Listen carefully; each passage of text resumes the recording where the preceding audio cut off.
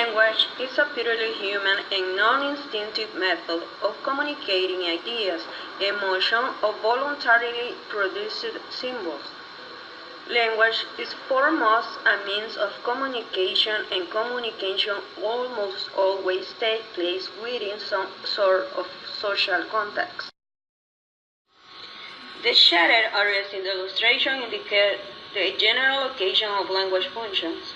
We have come to know that these areas exist largely through the examination and autopsies of the brains of people who in life were known have two specific language disabilities.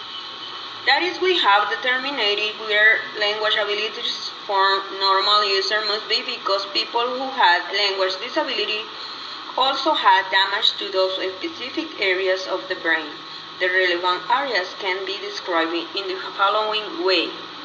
Brockett's area shows in the illustration it was technically described as the anterior or speech cortex, or more usually as a Brockett's area. It was noted that damage in the corresponding area on the right hemisphere had no such effect.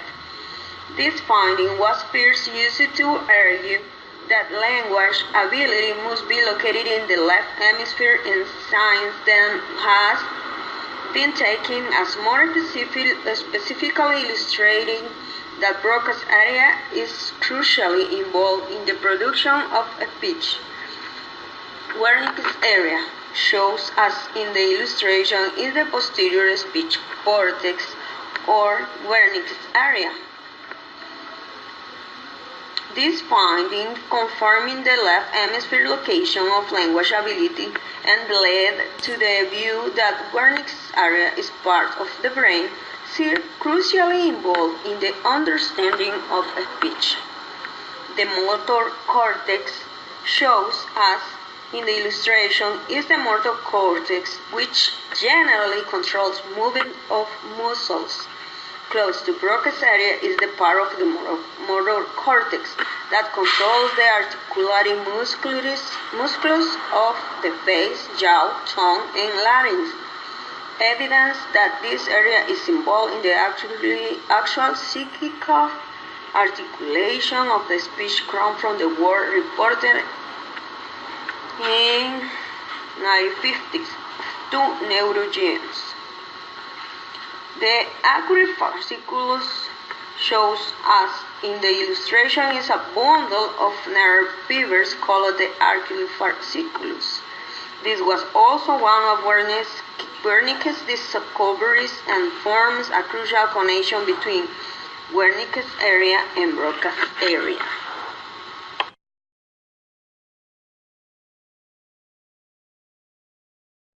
Is language completely lateralized? The idea that specific cognitive functions are associated with a specific part of the brain, left and right hemisphere. In some cases, one hemisphere is significantly larger, more developed. That implies that lateralization increases with age. Language ability can be accorded to specific localization in the brain. It has been proposed that the brain activity involving hearing and word understanding, then saying it, will follow a definitive pattern.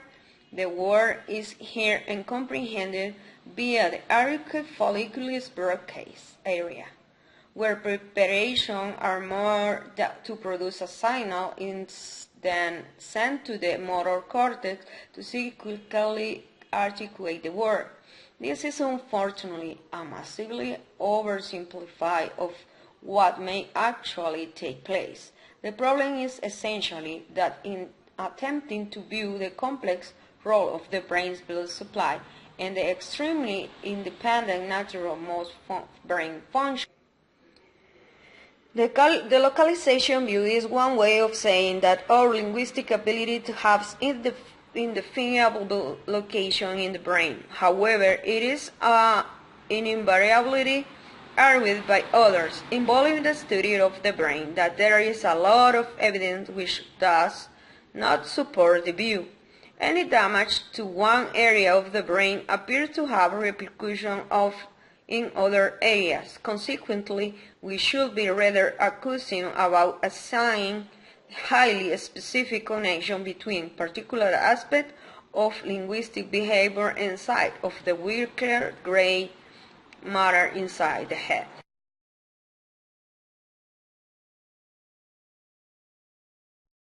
In which cases can we say that would be an exception about lateralization? We are going to have an exception when we have an aphasia. What is aphasia? Aphasia is defined as an impairment of language function due to localized cerebral damage, which leads to difficulty in understanding and producing linguistic forms. The most common causes of aphasia is a stroke. Though traumatic head injuries suffered through violence or accident may have similar effect, it is often the case that someone who is aphasiac was interrelated language disorder, in that difficulties in understanding can lead to difficult production. We have 4 different kinds of aphasia. Broca's aphasia is the type of serious language disorder known as a Broca's aphasia, also called motor aphasia. Is characterized by a substantially reduced amount of speech, disordered articulation, and slow, often effortful speech. What is said often consists almost entirely of lexical morphemes. This is called to as a the grammatical markers are missing. Then we have a Wernicke's aphasia. This is the type of language disorder which results in difficulties in auditory comprehension, is sometimes called sensory aphasia, but is more commonly known as Wernicke's aphasia. Someone suffering from this disorder can actually produce very fluent speech, which is, however, often difficult to make sense. The other one is conductional aphasia. One other much less common type of aphasia is identified with damage to the arcuate fasciculus and is called conduction aphasia. Individuals suffering from this disorder typically do not have articulation problems. They are fluent but may have disrupted reading because of pauses and hesitation. Comprehension of spoken words is normally good. However, the text or repeating word phrase some spoken by someone else will create a major difficulty with forms such as bias and fash being reported as authentic repetition of the words based on what is here and understood cannot be transferred to speech production area. We have an experiment technique which has demonstrated that for the majority of subjects tested, the language function must be located in the left hemisphere. It's called the dystonic listening test. This is a technique which uses the generally established fact that anything experienced on the right hand side of the body is processing in the left hemisphere of the brain, and anything the left side is processing in the right hemisphere.